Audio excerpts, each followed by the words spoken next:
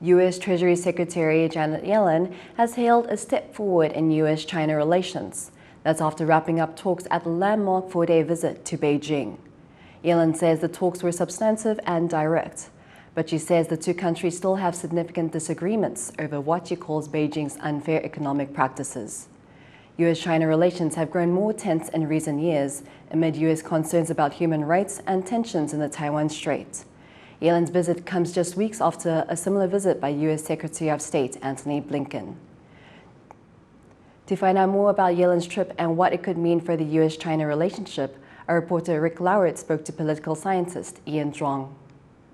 What do you think Yellen set out to do in Beijing, and do you think she was successful? I think the expectations were low. It seems that Yellen set out to communicate the U.S. position on the economics. She set out to get to know the new economics team in the PRC. So I think both sides are trying to feel their way around right now to see what is possible. So I don't think there's any conclusion.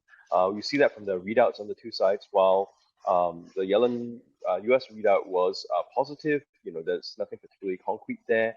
The PRC readout was a lot more cautious. Is there any sense of how the two sides are going to overcome some of the big issues that have created these trade tensions over the last few years?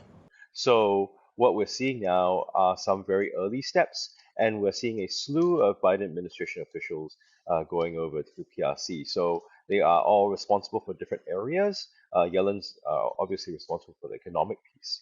So that, I think, will help Beijing and Washington get a better sense, right, of where along those whole range of different issues, including on trade, can they find some common ground that is feasible to work on. To what extent do the other disagreements between China and the US, for example, differences over Taiwan, affect the trade relations?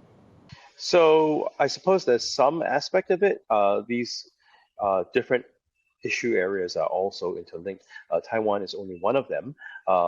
So what we are seeing is sometimes the PRC could take one issue such as Taiwan and to use that as a means to, call for a shifting of the U.S. position or to put blame on the U.S. We've not seen that so far. So I suppose that suggests a degree of willingness by Beijing, in addition to Washington, to want to move forward on their relationship.